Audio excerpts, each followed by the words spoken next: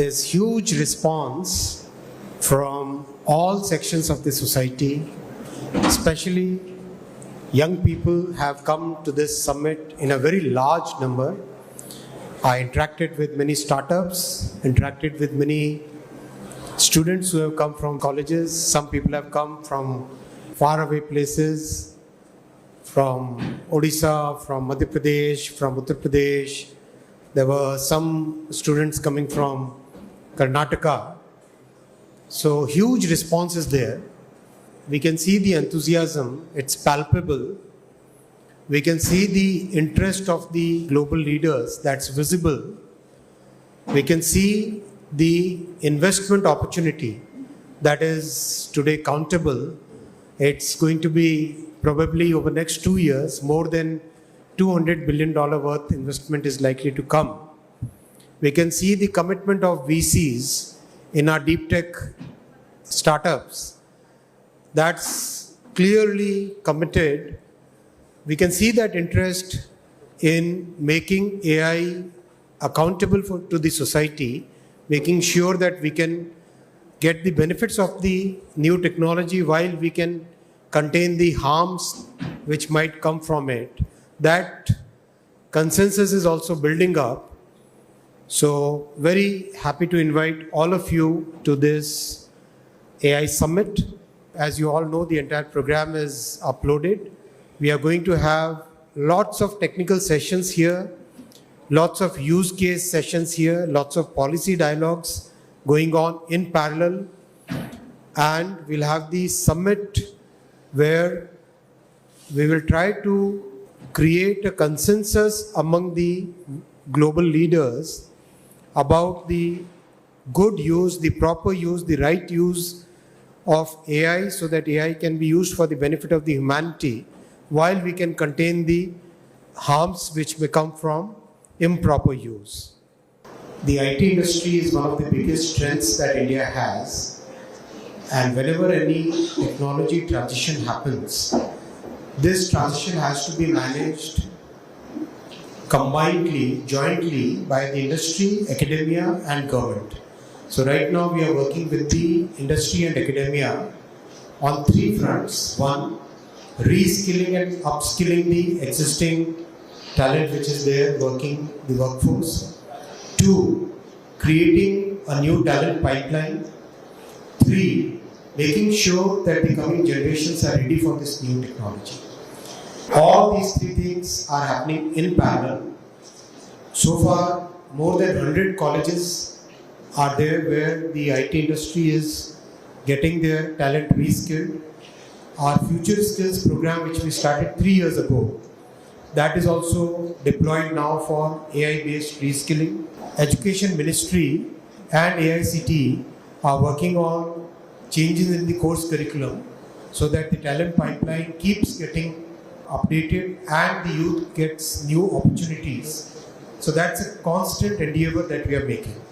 About investment is coming in all the 5 layers of AI stack. We have seen VCs committing funds for deep tech startups. We have seen VCs and other players committing funds for big solutions, big applications. We have seen VCs committing funds for further research in cutting edge models, because the next level of models will come from innovation, engineering innovation as well as mathematical innovation. So both these things are where the funding is getting attractive. We are also seeing huge investment interest in the infra layer and the energy layer. Energy, as you all know, we are one of those very rare countries where more than 50% of the power generation capacity is from clean sources. So that's a very big thing.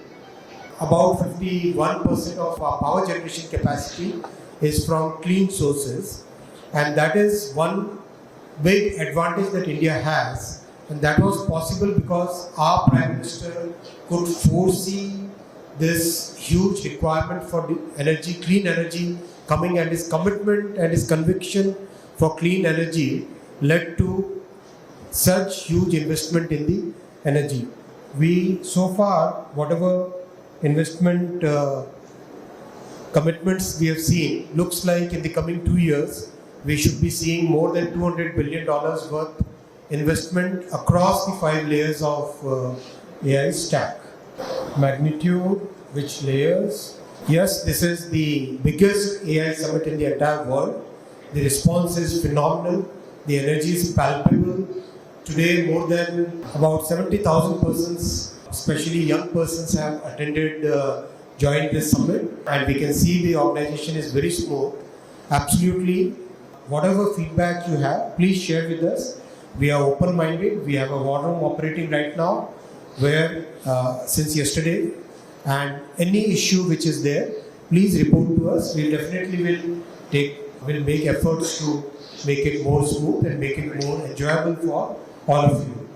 Regarding the models which have been launched, which are part of the sovereign bouquet, many of the models have been tested and measured on parameters. They have been compared with global models, and so many parameters, they have actually been rated better than many of the large global models in the world.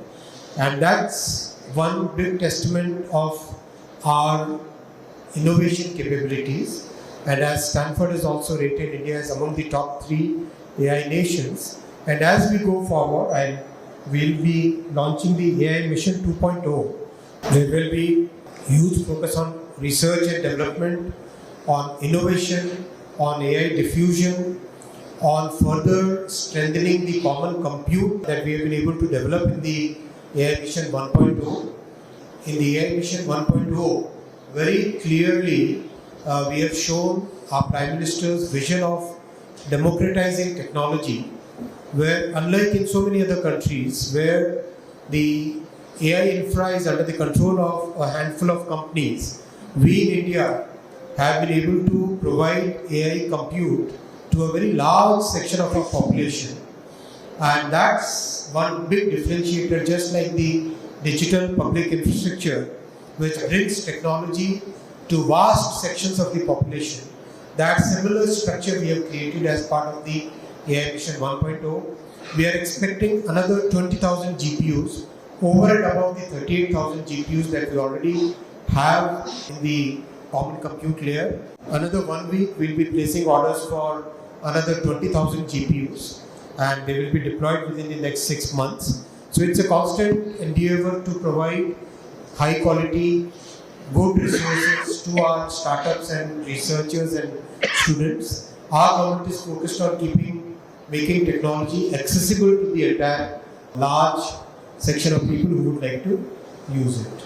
Harmful content, and there is consensus. Yes, a good consensus is emerging among the global leaders. Our interactions so far with many other countries, everybody believes that yes, AI should be used for good and all the harmful impact should be contained, and that has to be done through a techno-legal approach that cannot be done merely through regulating or merely through passing a law. It has to be done through a techno-legal approach where technology can be used and as you know, in our AI Safety Institute, which is a virtual institute, we are working with many academic institutions for creating the technical solutions to prevent harmful impact of AI. All the top executives are already here and they are doing about 20 sessions. So absolutely the commitment from all the global AI leaders is present. They are there. Regarding AI deployment, which sectors? Practically every sector. This is the 5th industrial revolution, which will impact each and every sector of the economy and society. We have seen so many good healthcare solutions in the expo, where healthcare will become very affordable because of AI. We have seen education solutions where education can become tailored for every student. So those kind of solutions are possible using AI. Regarding chips, yes, our semiconductor mission is very much cognizant of the advancements which are required for the AI world.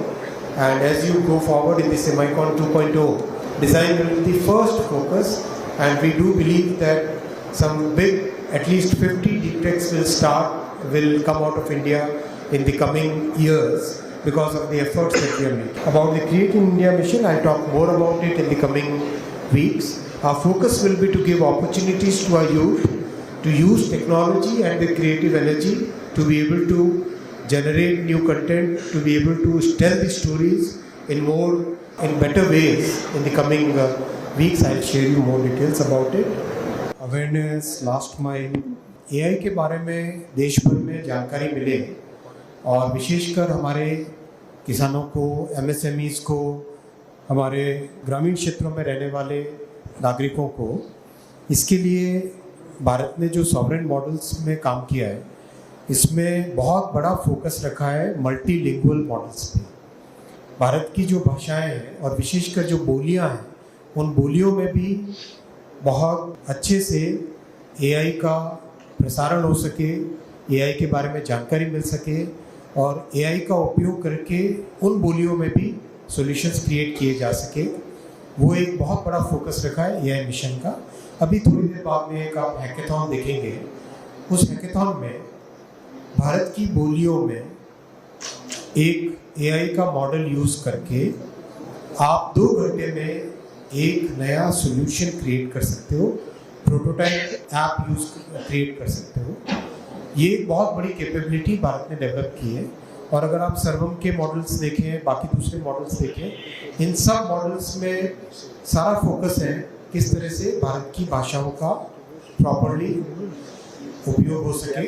और बहुत ध्यान दिया गया है कि language का और oral जो हमारा भारत का ट्रेडिशन हजारों वर्षों से वर्बल ट्रेडिशन रहा है और इस वर्बल ट्रेडिशन में किस तरह से AI का उपयोग करके और ज़्यादा उसको स्ट्रेंथन किया जा सके, वो बहुत इसमें ध्यान दिया गया है। MSMEs और किस तरह से हम उनका उपयोग कर सके। AI मिशन 2.0 में हम कई सारे ऐसे सॉल्यूशंस लेंगे, जैसे हेल्थ केयर में है, MSMEs के लिए है, किसानों के लिए है। We will be creating a bouquet of solutions which are trusted solutions, which have been tested on security, which have been tested on all possible parameters. Then we will present those solutions as a kind of like UPI, where the bouquet of solutions is available to the world for using it and not building on top of it.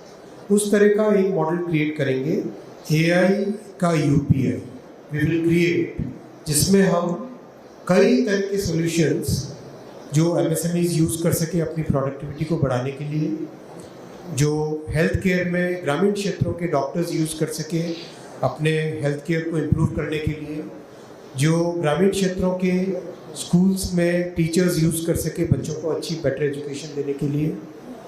हर तरह के इस तरह के solutions को हम free में UPI जैसा एक प्लेटफॉर्म के माध्यम से AI मिशन 2.0 में ये प्रोवाइड करेंगे। और इसके पीछे का जो इंफ्रा रिक्वायर्ड होगा, उस इंफ्रास्ट्रक्चर को जिस तरह से कॉमन कंप्यूट का एक मॉडल बना है, वैसा ही और बड़ा इंफ्रा हम प्रोवाइड करेंगे। और जो भारत से सॉल्यूशंस इस तरह के बनेंगे, many of these solutions will become global solutions, just like the UPI has become a global solution today. There are so many rich countries who would like to have a solution like our payment system. Those kind of solutions will come out of India because we know how to work on frugal resources. On very few resources, we can create solutions. We have seen how our sovereign models have been created on very frugal resources. So that kind of solution capability is available in our country only. So we'll be able to provide a totally new bouquet of solutions to the world. Sovereign AI basically has multiple connotations. One of the things is having our own sovereign model so that we don't remain dependent on anybody for our strategic requirements, our own requirements in the country. It also means having a lot of ability to develop new solutions, whether it is in the control plane, whether it is in the chips, whether it is in infra, whether it is in being able to take those solutions without remaining dependent on anybody else's approval to large number of people. That is all part of sovereign AI thought process. Apps and models, there are so many models which have been I think you should go and see some of the models and how they have been rated globally. Regarding the infra layer requirement of power and water, yes, that's a major concern. That's a genuine concern. We are addressing it in multiple ways. First major thing that we are doing is we have invested hugely in clean power. World's largest clean power facility is coming in India, and we are also asking the researchers to bring out new ways by which the power consumption and water consumption can reduce significantly. There are startups who today claim that power consumption can be reduced by 35% over the current ways of deploying AI infra. So that looks very promising, and many new solutions will come. Our message to the IT industry is to go whole hog on reskilling and upskilling the workforce, upskilling the talent. About the regulation versus innovation, if you have seen our DPDP Act, the Digital Personal Data Protection Act, unlike the GDPR template, this is a very balanced template where innovation and regulation are balanced in a very healthy manner.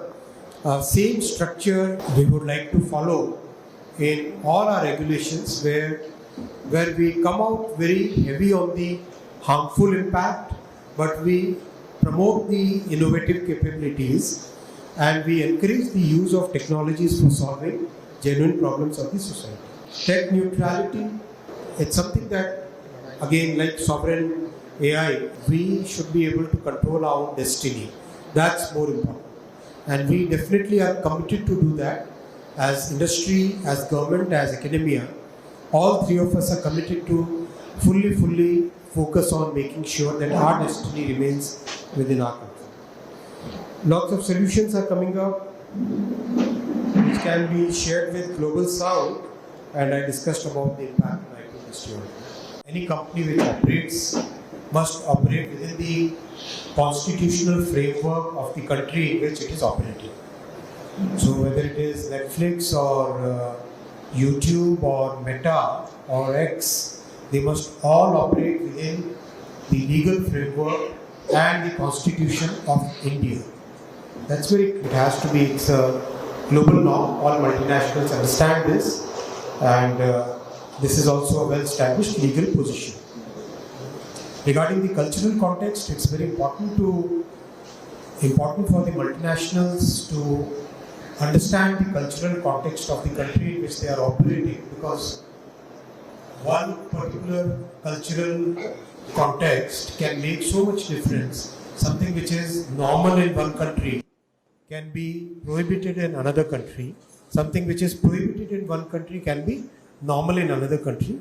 So it's very important that the multinationals, they operate within the cultural context of the country in which they are operating, and most companies do strive to do that, and always there is a learning curve in that journey.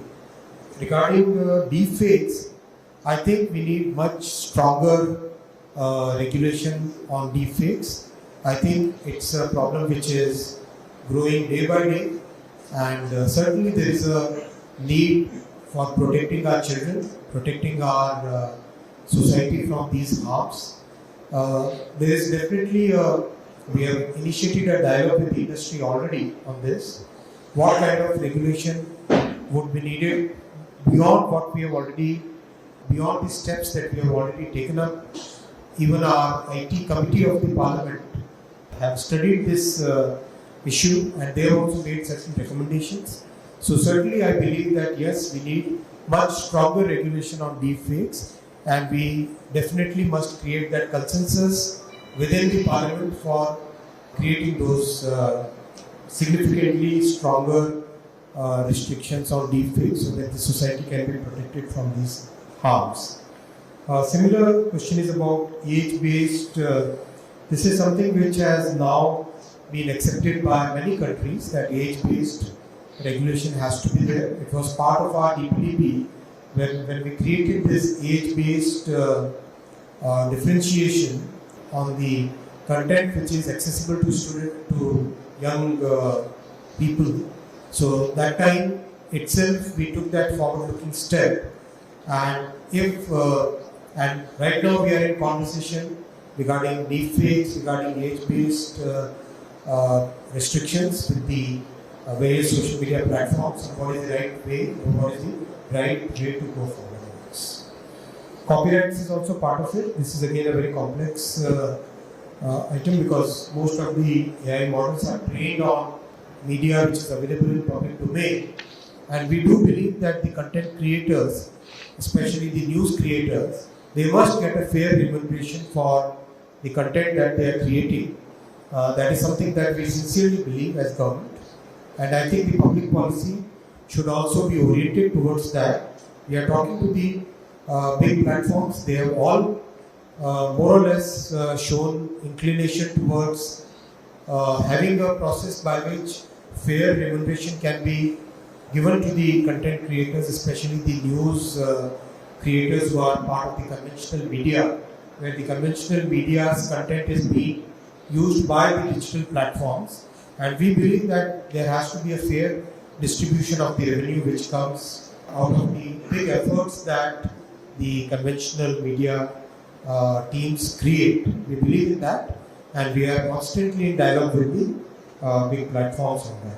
The investment of 200 billion is likely to be exceeded, given what we hear so far. At this point in time, what we understand is this is including the $90 billion which has already been committed. But as we go forward, we are most likely to exceed this number also. But I would not like to speculate on this. I would like to give you very clear answers as we go forward. Regarding nuclear energy, regarding bilateral agreements, as new agreements and new announcements come, we will share with you. Regarding memory, very soon we will be starting the commercial production in very large facility which is going to produce memory chips. Very soon that will be coming. Stay tuned for that. We'll be announcing the date very shortly. There are many more people who want to invest in memory manufacturing here in India, and we are also taking up a research project as part of our Semicon 2.0, where we can develop some IP around latest high bandwidth memory chips, and we are finding very encouraging response from the leading researchers on this, on developing the next level of high bandwidth memory in our country. We sincerely believe that AI must be democratized. AI divide is like tech divide, like any other social phenomenon. It's something that we must consciously try and bridge it, and that's why we are focusing so much on our Prime Minister's vision of democratizing technology.